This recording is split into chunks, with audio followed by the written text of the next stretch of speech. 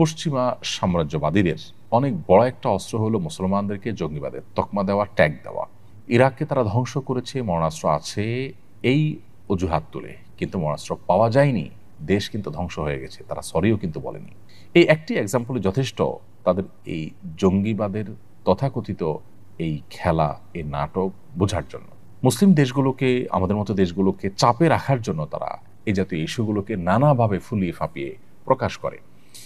আমরা জানি আমাদের দেশে চাঁদাবাজি, সন্ত্রাস, বহুবিধ অন্যায় অপরাধ কর্মকাণ্ড হয়। মানুষের নিরাপত্তা এখানে বেশ কিছু ক্ষেত্রে আমরা দেখি যে বিঘ্নিত হয় দারুণভাবে। এই সমস্ত বিষয়গুলোর জন্য বিগত সরকারগুলোর বিশেষ কোনো উদ্যোগ না থাকলেও আমরা দেখেছি জঙ্গিবাদ, তথাকথিত জঙ্গিবাদ দমন করবার জন্য প্রায় 15 থেকে 20টা উইং বা ডিপার্টমেন্ট নিরাপত্তা বাহিনীগুলোর রয়েছে।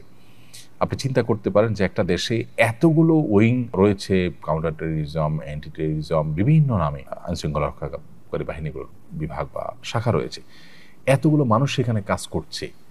দেশে কি আসলে মানে জঙ্গিবাদের বাম্পার ফলন হয়েছে যে এত ডিপার্টমেন্ট কাজ করতে হচ্ছে, এতগুলো উইং থাকতে হচ্ছে, এতগুলো ফোর্স সেখানে কাজে লাগতে হচ্ছে? আমরা তো কোনো ঘুষ প্রতিরোধ এর জন্য এরকম কোনো বিশেষ 2-4টা বাহিনী করতে দেখিনি।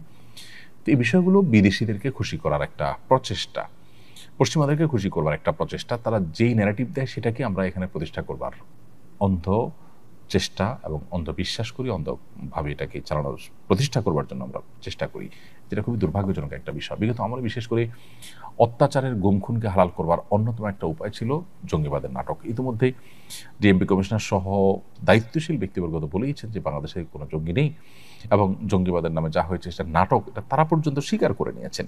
এবং বহু মানুষ যারা গুম খুনের শিকার হয়েছেন তাদের জবানবন্দিগুলো আমরা জানি, আয়নাঘরে রাখা থেকে নিয়ে বিভিন্ন বিষয়গুলো, এগুলোর জন্য জঙ্গিবাদকে একটা উজাদ হিসেবে ব্যবহার করা হয়েছে। অতএব সেটাকে নতুন করে ফিরিয়ে আনার চেষ্টা যে বা যারা করছেন তারা পুরনো সেই খেলাকে আবার বাংলাদেশে মঞ্চস্থ করার চেষ্টা করছেন। বাংলাদেশের মানুষ খুবই সচেতন এখন এই জিনিসগুলোর সব জারি জড়ি তারা বুঝে গেছেন যে জঙ্গি বিরোধী অভিযানের নামে যে নাটক করা হয়েছে সেই নাটকগুলো এখন সবার কাছে দিনের আলোর মতো পরিষ্কার।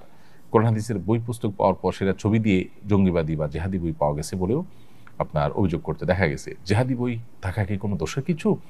টনি ব্লেয়ার যদি ক্রুসেডের ঘোষণা দিতে পারেন, খ্রিস্টানদের ধর্মযুদ্ধের ঘোষণা দিতে পারেন, তাহলে মুসলমান জেহাদি চেতনা লালন করলে সমস্যাটা কোথায়?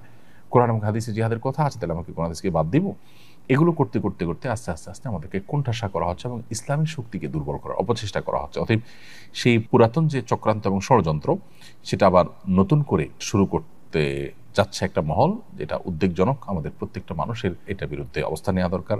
বিশেষ করে মানবাধিকার বিষয়ক যে জাতিসংঘের যে কমিশন হতে যাচ্ছে সেই কমিশনের বিরুদ্ধে জনগণ নানাভাবে তাদের মতামত ব্যক্ত করছেন। এরকম একটা সময় মানুষের দৃষ্টিকে অন্যদিকে ফেরাবার জন্য এটা করা হচ্ছে কিনা, যুক্তরাষ্ট্রের সঙ্গে যে নিরাপত্তা চুক্তির কথা শোনা যাচ্ছে সেটা বাস্তবায়নের দ্বার প্রান্তে। অতএব সেটার যৌক্তিকতা তৈরি করার কোনো চেষ্টা করা হচ্ছে কিনা এই সমস্ত ঘটনার মাধ্যমে সেটা খতিয়ে দেখা দরকার।